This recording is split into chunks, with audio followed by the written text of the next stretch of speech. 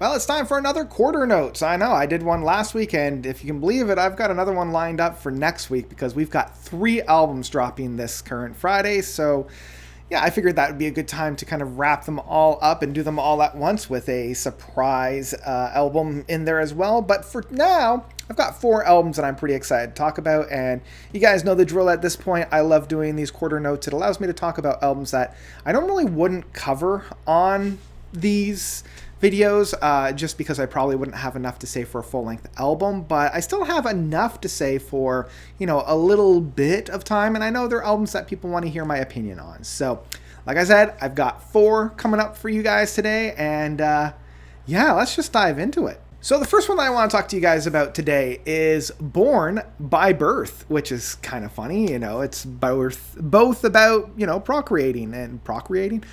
procreating. Yes, prog creating. That's how it is.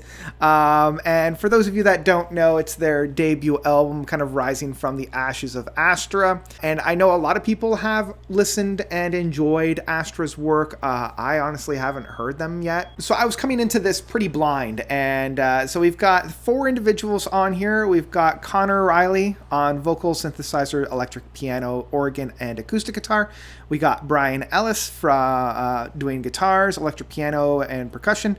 Trevor Mast on bass, and Paul Marone on drums. What we've got is pretty standard retro prog in that outfit. I'm getting a lot of the different flavors of kind of like a 70s rock prog, if you're looking at bands like, I don't know, Deep Purple or Uriah Heep, even a little bit of Black Sabbath, but definitely more in the rock side of the prog rock. It's a little bit darker, it's a little bit grittier in that sense, and I enjoy the harmonizations that these guys bring to the table as well within their vocal works. There's a lot of different overlays on that. The only thing is, I do feel as though a lot of these tracks are a little bit derivative of what we've already had in the past, and that's kind of what I've also heard about Astra, and how these guys haven't really evolved too much of being their own thing, and it more of just being Astra 2.0.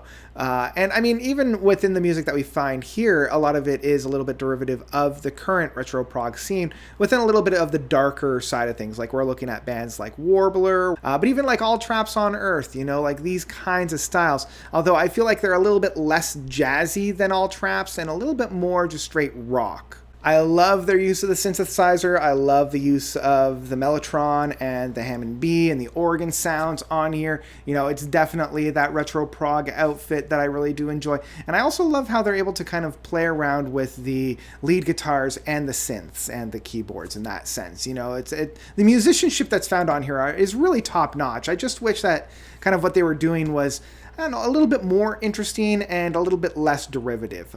For me, this is one that I would still recommend checking out. This is probably one that I would put around a download, in that it's interesting enough to check out, but not necessarily enough that I would plead or beg for you to go and check out. It's just a nice little stop on, the prog train. So that's pretty much what I've got for Born from Birth. Let's move on to the next one. I'm going to try this Daal, Dallas, I think it is, by Daal.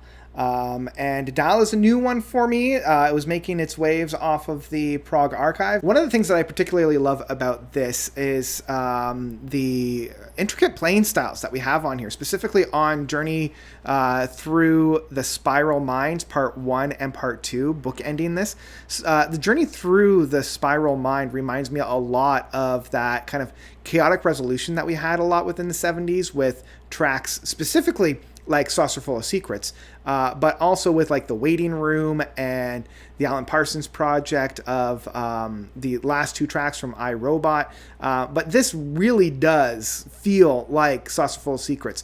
And I love how the track is really this massive jam session that falls apart, slowly gets built up again within this jazzy chaos that comes to a very astute realization by the end. I really find myself loving it by the end piece, and I can't help but get moved and rocking to the tracks as we're going forward from that.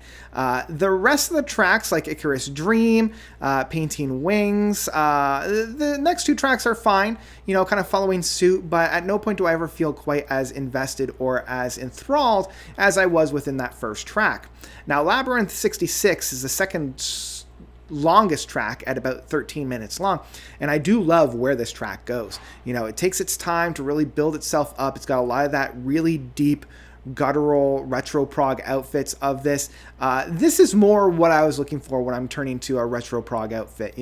Like, it's always kind of keeping me guessing. It's always playing within the root, and it's always kind of going off just enough to come back to the fold. In My Time of Shadows, the fifth track is fun, it's interesting, and I really do like In My Time of Shadows how we still have that really meaty and very I'm trying to think of the right word, like immediate kind of hooks and rhythm styles in that sense. Like, the moment I'm listening to it, the more I'm like, yes, I know exactly what you're trying to do here. And it comes together very, very well. And the album ends with Journey Through the Spiral Mind Part 2, which takes that best play out from the first track and really recontextualizes it and plays with it for just under 8 minutes. And it's a great time. It's a great time. I'm loving the playing styles. I'm loving the sounds that they're utilizing. This is a great retro prog outfit. This is one that I would easily download. This is one that I would easily have on my computer and take with me wherever I go. It would be one that I would return to if I'm looking for this kind of deeper style of prog. I can understand why it's getting the buzz that it is. And if you haven't checked it out by now, this is one that I would suggest checking it out. So, yeah, that's what I've got for this one. Let's move on to the next one. A to Z, or AZ, or AZ, self-titled debut album. This is the first one, and AZ is, it's being marketed as an exciting new group that reunites Fates Warning vocalist Ray Adler with Warlord and former Fates Warning drummer Mark Zonder. So you have Ray Adler, A, to Mark Zonder, Z or Z. And this one follows suit very, very closely to what we had from 6x6, where there's a bunch of these a little bit older musicians, seasoned, we'll say, musicians that have made their rounds, have put in their dues, definitely have mastered their craft and are now just playing with whatever they want.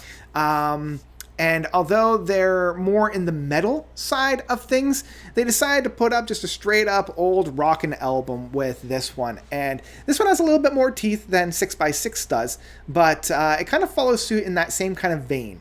It definitely feels like seasoned musicians that have made their rounds and are now just playing fun music that they want to play.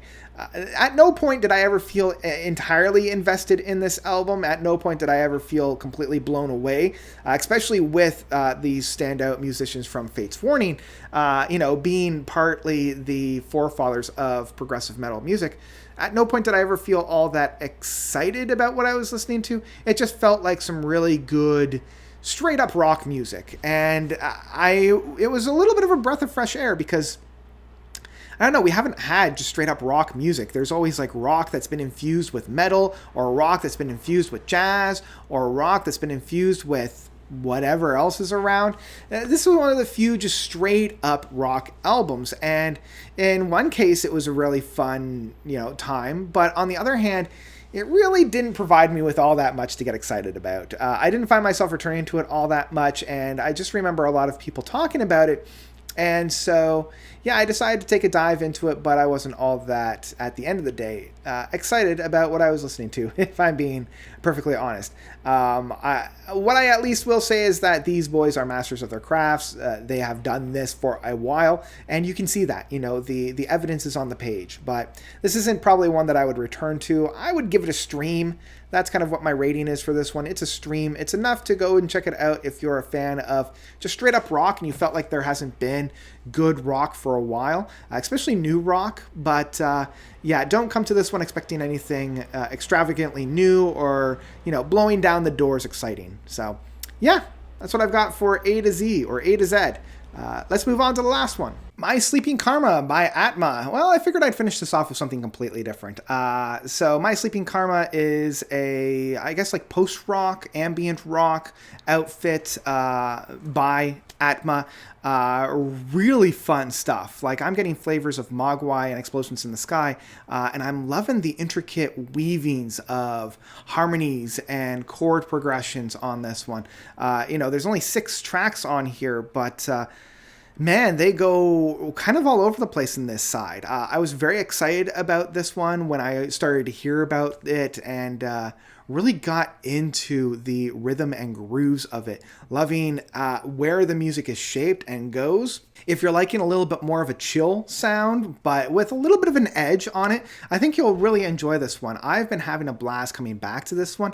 This is a great, like, as I'm either reading or, editing my videos, and I just need something in the background with just enough of an edge, but not so much that I'm like completely blindsided. This is one that I continuously come back to. So yeah, I highly recommend it if you are looking for something with a little bit more intricacies, especially within the post-rock side of things, with just enough of the edge on there. Yeah, I've been really enjoying it. Yeah, this is one that I would, if I found it in physical format, I would definitely pick it up in physical format. Yeah, this one's so far, and I'm not just saying this because there hasn't been a whole lot of, post-rock and noise rock stuff that's been released this year, but it definitely is my favorite within this genre. I think I'll have a good time if you're into this style of music. So yeah, that's kind of all I've got for this one. It's kind of hard to talk about a purely instrumental album without giving too much away. So yeah, that's what I've got for My Sleeping Karma by Atma. Go and check it out. I think you'll really enjoy it, especially if you're into, that post-rock sound that Explosions in the Sky and Mogwai like to play with. So there you go. Those are my 4 albums this time around. Hope you guys enjoyed. I tried to cover, a little bit of a smattering of records, and I had a fun time doing this. So which ones were your favorite? Which ones were your least favorite? Which albums should I review next? Because, as I mentioned, I'm going to do another quarter notes next week based off of most of the albums that were released this Friday. And I've got a whole whack load of albums that I still need to get through. So expect those coming very soon. But if there's anything I missed, please let me know by commenting below. And which were your favorite albums that I covered today? Once again, let me know all about that by commenting down below. And that's all I've got for you guys today. So thank you all so much for watching. As always, you guys are definitely the best. And until next time, notes out.